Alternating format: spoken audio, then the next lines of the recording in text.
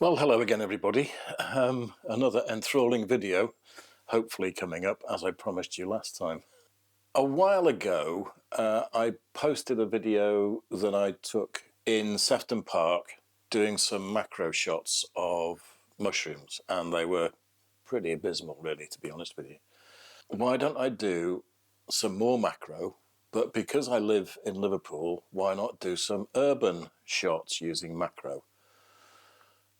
And I thought to myself, that sounds quite fun and also quite challenging. So looking back at 2023, it's fair to say that I didn't really use the Mark I version of the Olympus EM1 very much at all. Neither did I use the 30mm Olympus macro lens very much at all. So I thought it was about time I put that to rights, really. So what I've been doing recently, when the weather is still pretty abysmal, is to go around town and my local neighbourhood and do some, not what technically could be called macro all the time, but certainly close focusing images using that combination. The EM1 Mark I with the 30mm macro mounted to it. Just that single combination. I've left everything else at home. And I found it quite challenging, to be perfectly honest with you, because urban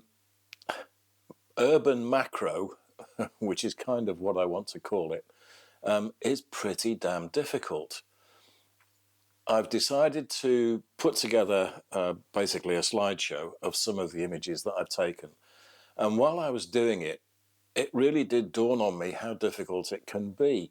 When you are very close to something, as you can be with the 30mm lens, you do get some very abstract results. And then partway through the exercise, I thought, well, why not try and show images of close-up objects, but also try and put them into context or in their environment, I suppose, if you like, so that you, as the viewer, have got a better understanding of what I was doing, what I was trying to do anyway. And I'm curious, I'd like you to let me know what, if any, are your favourites, and what you think about the ones that I've tried to show in the real world environment in which I shot them. Some of them you will be able to work out what they are. Others you will probably need me to actually explain what the hell I was doing. Anyway, that's enough preamble. Let me show you the images on the computer and I'll come back to you at the end. So I started out by taking a walk only about a mile away from where I live to the Empress, which used to be a public house and it's been converted into apartments. But back in the day, it was literally across the road from Ringo Starr's childhood home. And it was made famous because he decided to put a photograph of it on the cover of his first solo album. So this is the building itself. It's been painted in these psychedelic colours, and I wanted to try and interpret it for you in a more abstract way, if you like. This is a street bollard, literally across the down the side of the old Empress pub. Again, it's been painted in sort of psychedelic patterns and colours. It shows it in its environment. Is it close focusing? Not really. Is it macro? Definitely not. But nevertheless, it's a way of putting a subject, in this case the bollard itself, in its natural environment. Now the next one is a close-up of some of the psychedelic paintwork on the actual pub itself. And I wanted to try and interpret this in different ways. This first one is definitely a macro shot. It's taken from literally an inch or two away from the old cracked plasterwork on the building. And this one is from a greater distance, emphasizing the angles on the building, I guess you might say. various bits of artwork, and another bollard in the alleyway very close to the Empress has been painted with these symbols. Close focusing, not macro. I'll admit to that quite openly. And this is the side wall of the Empress, which has been adorned with yellow submarine type mural and an image of Ringo. That's taken not with the 30mm macro, that's taken actually with the 100 to 300 Lumix lens. I've only included it to show you how the mural looks in reality, if you like, because I then went in very close indeed to some of the brickwork and angled the camera up to give a very distorted view of, well, Ringo's chin and mouth, I guess, and his really rather prominent nose. So there we are. That's without me showing you the previous image, I don't think you'd really understand what was going on with this particular shot. Another very definite macro photograph. On the many of the street and road signs in the area, people leave messages to Ringo. Now, up until about 5 years ago, his childhood home was a derelict, as indeed were all the Welsh streets, as they are known in Liverpool. They have now been renovated. They've done a wonderful job on them. So people are no longer able to leave their signatures on the door and window of his old house. They're restricted, and they tend to put them onto the street signs and things like that. So this is just a happy birthday Ringo message from somebody.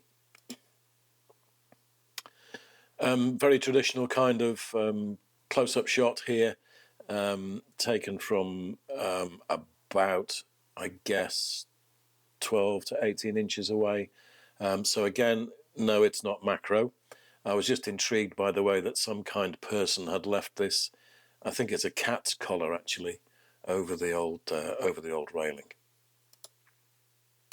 And then I went down to Chinatown here in Liverpool, and this is another example of what I was trying to do, and trying to put close-up subject matter in their real environment, if you like. And this is part of the railings that surround a seating area at one end of Chinatown, close to the famous arch. And I'm quite happy with that, because I think it emphasises what I was trying to do anyway. Is it a keeper? Well, it's not going to win any competitions, that's for sure. In the Chinatown area, all of the sort of street furniture, I think is the correct term, is modelled after the Chinese fashion, in a Chinese style.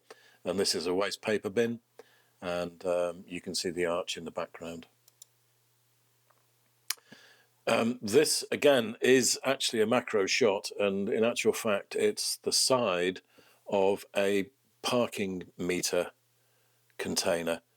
You know, one of those places where you put your credit card in or your cash in and you get issued with a parking ticket.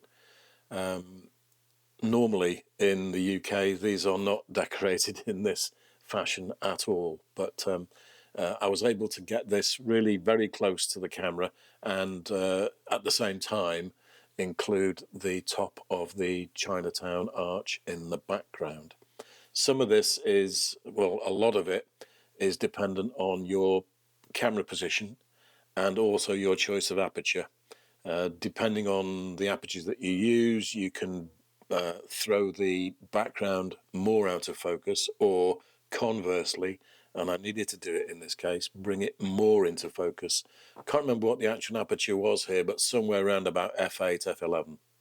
And finally, from the Chinatown outing, the street lamps are all in a cast metal, and they are adorned with these dragons that wrap themselves around the lamppost.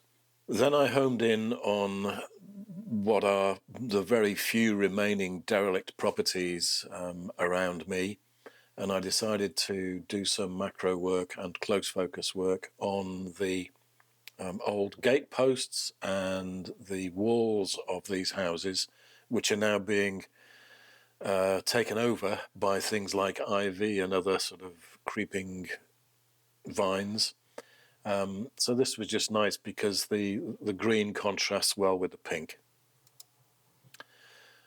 This is very much more abstract, and it is the corner of a stone gatepost showing just the flaking paint. Without me explaining to you what it was, I doubt whether you'd work out exactly what I was photographing. Maybe I'm wrong, I don't know. This is much more obvious what I was photographing. This is the remains of a rusty gate hinge on the same gatepost. Very much easier for anybody to recognize exactly what I was photographing there. It's the kind of thing that interests me. This again, true macro, pretty much true macro shot. Well, borderline. Is it life size? Yeah, maybe, maybe not. It's an old electrical terminal box affixed to the wall of this derelict property, and I just love the way it's covered in those cobwebs.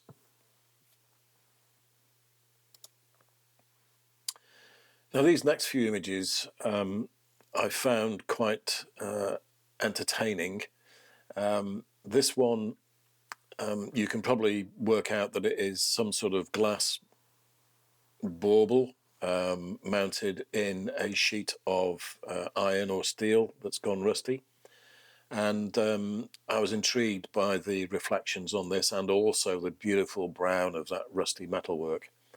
It's actually part of the entranceway to a shop in Liverpool, and this probably illustrates it in a much more logical way because you can see the hinge on the door. And part of it is like a solid metal grill or gate, and other parts of it, as you can see here, are much more open lattice work, steel work. And I just thought the way it's been done lends itself perfectly to some very close photography. And these glass baubles are about, I don't know, 4 inches tall, something like that. So you can argue, is it true macro? Probably not. Is it interesting close-up material? I think it is quite good, to be honest with you, quite interesting.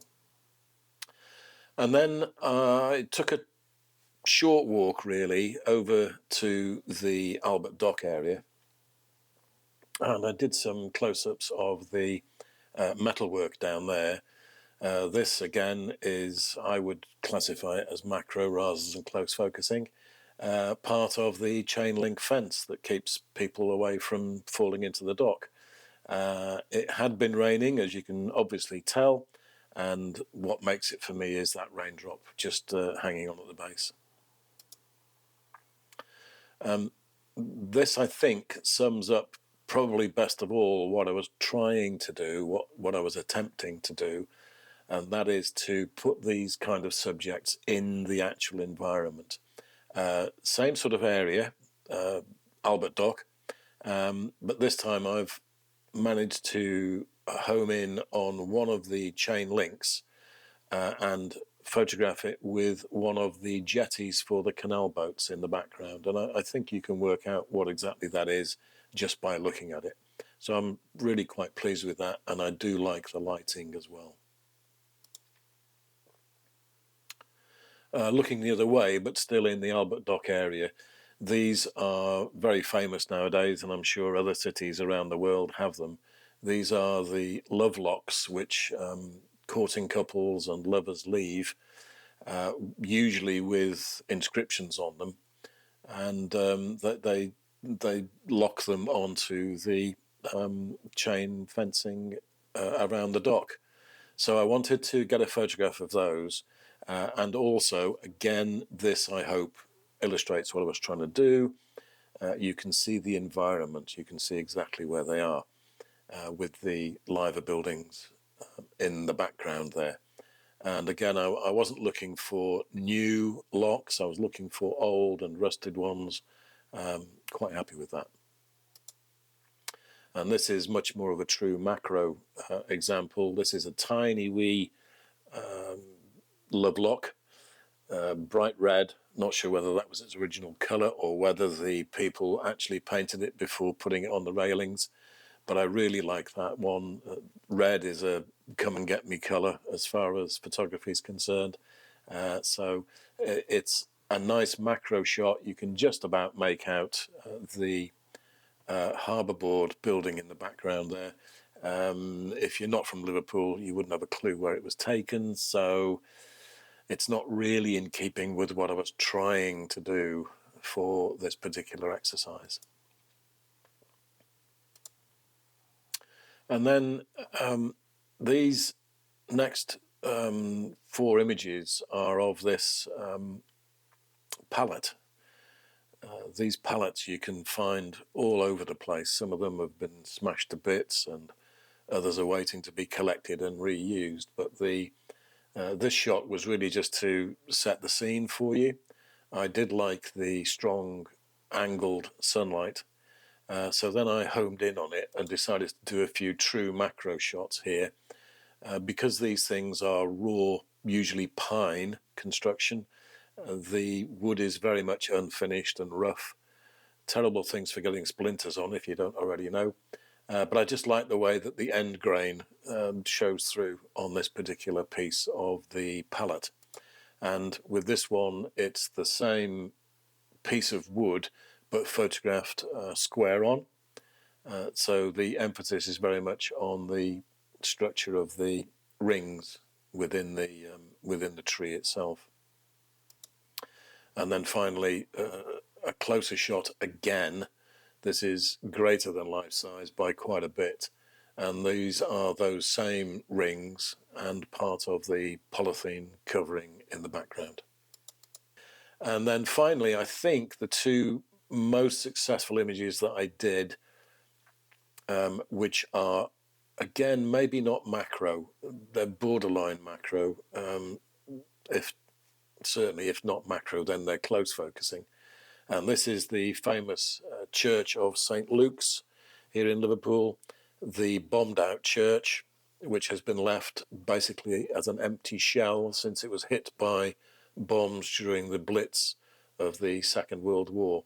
But rather than concentrating on the building, I've framed the tower within the ironwork railings that surround the church now. So the emphasis is very much on the railings and putting the railings in context so you can see where the photograph was taken, and it's obvious that it is a church in the background.